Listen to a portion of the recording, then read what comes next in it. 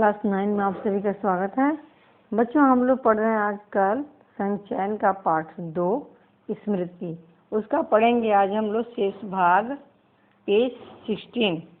तो चलिए पढ़ते हैं।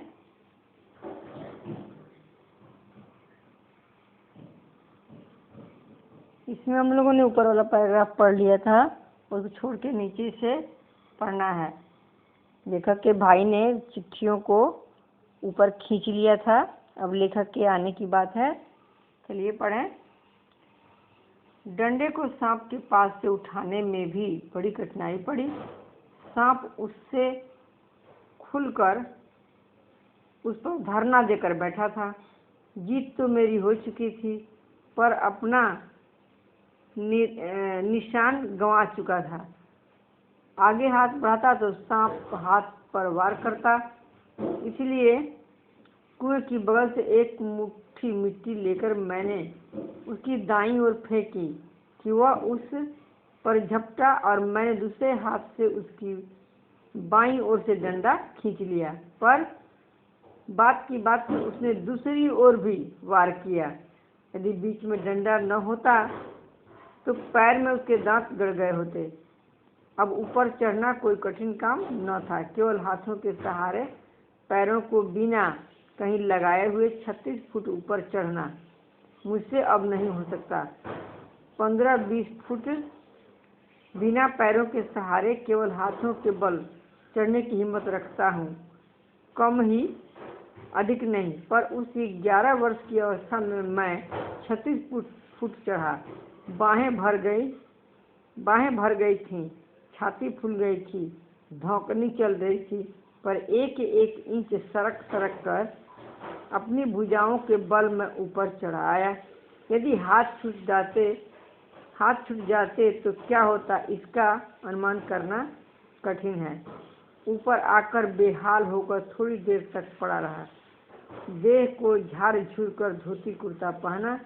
फिर किशनपुर के लड़के को, जिसने ऊपर चढ़ने की चेष्टा को देखा था, ताकीद करके कि वह कुएं वाली घटना किसी से न कहे, हम लोग आगे बढ़े।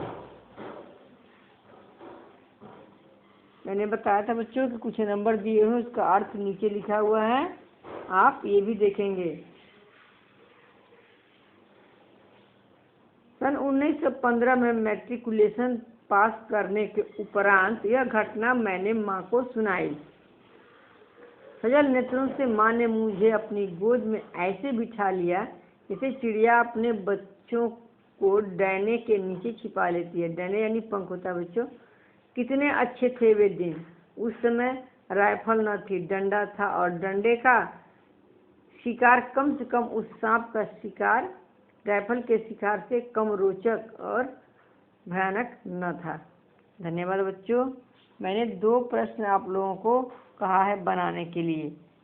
आप और भी जो बचा हुआ है बना लेंगे।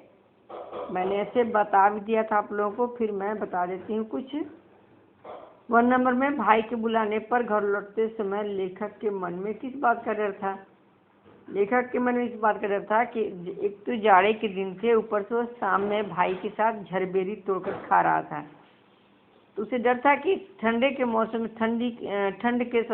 मौसम में बेर खाने के इल्जाम में उसकी पिटाई होगी, उसके बड़े भाई साहब पिटाई करेंगे। इसी बात का उसे डर था। दूसरा, मक्खनपुर पढ़ने जाने वाली बच्चों की टोली रास्ते में पड़ने वाले कुएं में ढेला क्यों फेंकती थी? मक्खनपुर पढ़ने जाने वाली बच्चों की टोली रास्ते में पड़ने वाले कुएं में ढेला इसलिए फेंकती थी कि उस कुएं में किसी तरह एक मोटा सांप गिर गया था, और ढेला मारने पर वो फुफकारता था। उसकी फुफकार बच्चों को अच्छी लगती थी और सुनने की आदत पड़ गई थी। इसीलिए बच्चे आते जाते समय उससे ढेला फेंककर उसका फुफकार सुनते थे। 3 नंबर में, सांप ने फुफकार मारी या नहीं, ढेला उसे लगा या नहीं, यह बात अब तक स्पष्ट नहीं। यह कथन लेखक की किस मनोदशा को स्पष्ट करता है? मनोदशा ने मन की हालत कैसी हो गई थी? अवाक रह गया था लेखक। यह बात लेखक को अवाक कर गई थी। लेखक इस घटना से अवाक रह गया, संज्ञा शून्य हो गया, उसे कुछ समझ में नहीं आया कि वह क्या करे और क्या नहीं करे। उसने झपट्टा भी मारा, लेकिन चिट्ठियां उससे पकड़ाई नहीं। उसका सारा ध्यान सांप से हटकर चिट्ठियों पर चला गया था। 4 नंबर में किन कारणों से लेखक ने चिट्ठियों को कुएं से निकालने का निर्णय लिया। चिट्ठियां अत्यंत जरूरी थी, पहुंचना उनका बहुत जरूरी था। अगर नहीं पहुंची तो कोई घटना घट जाती और आज नकल पता चल जाता कि इन बच्चों ने चिट्ठियां नहीं डाली हैं, और अगर झूठ बोल देता तो मार खाता। तो दोनों डर से लेखक ने चिट्ठियों को निकालने का निर्णय लिया। उसे मार का डर था, भाई से मार का डर था, इसलिए झूठ भी नहीं बोल सकता था, सच नहीं बोल सकता था कि मार खानी पड़ती, और झूठ बोलता तो चिट्ठियां नहीं पहुंचती, कोई घटना दुर्घटना हो सकती थी। 5 नंबर में सांप का ध्यान बटाने के लिए लेखक ने क्या क्या युक्तियां अपनाई। उसने एक मुट्ठी मिट्टी लेकर सांप के ऊपर फेंका, फिर कुएं में उतरने के बाद उसने पैंतरे बदले, सांप को डंडा दिखाता था सामने में ताकि सांप का ध्यान डंडे पर जाए, और दोनों पैंतरा बदल करके अपना अपना पोजीशन बदल लिए।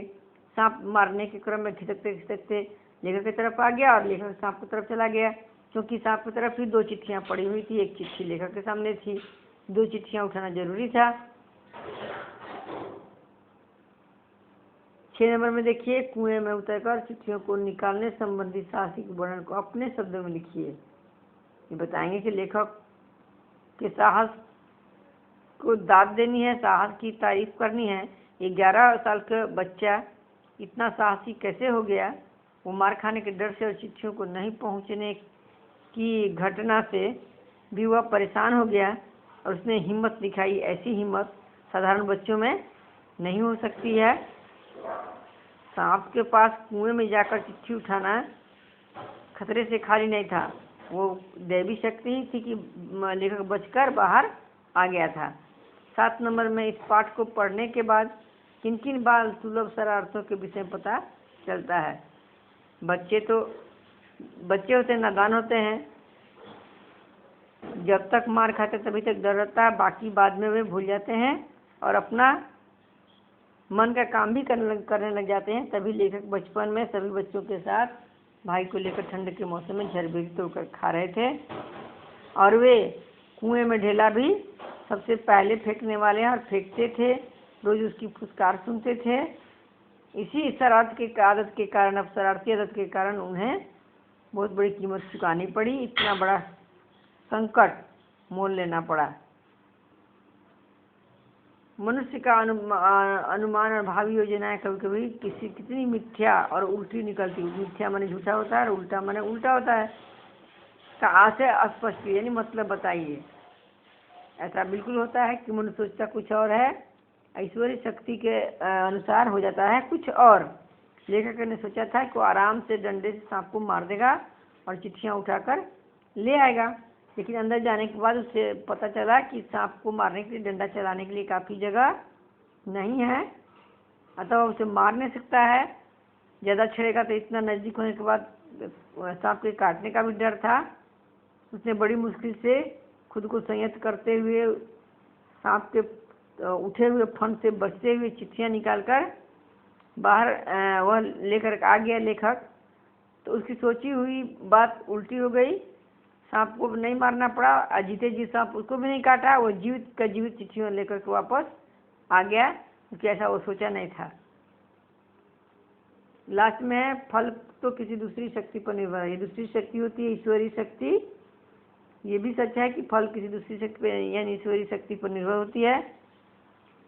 लेखक के इस पाठ के संदर्भ में पता चलता है कि लेखक भी सोच कर गया था दूसरा कुएं में कि वह सांप को आराम से मार देगा। वह सांप इससे पहले भी मार चुका है और चिट्ठियां ले आएगा, लेकिन ऐसा नहीं हुआ। ईश्वर को कुछ और ही मंजूर था। सांप को भी नहीं मारना था, इसके द्वारा पाप नहीं करवाना था, और इसको भी नहीं मारना था, सांप के द्वारा दोनों सुरक्षित रह गए और इसका काम ही हो गया। लेखक चिट्ठियां लेकर सही सलामत ऊपर आ गया। ये दूसरी शक्ति ईश्वरीय शक्ति है। ईश्वर अगर नहीं चाहेगा तो कोई भी अनिष्ट बच्चों नहीं होगा। लेकिन एक शिक्षा और मिलती है कि हमें मार के डर से या किसी अनिष्ट के डर से झूठ नहीं बोलना चाहिए, अपना मनमाना काम नहीं करना चाहिए। कभी भी किसी भी तरह के खतरे में पड़ सकता है आदमी, तो बड़ों से थोड़ा डांट लगेगा, मार लगेगी, तो इसके लिए कोई बात नहीं है, लेकिन जान को इस तरह जोखिम में डालना नहीं चाहिए बच्चों। ये शिक्षा हमें बहुत बड़ी शिक्षा मिलती है। धन्यवाद। आप इसे बना लीजिएगा और याद भी कीजिएगा। धन्यवाद।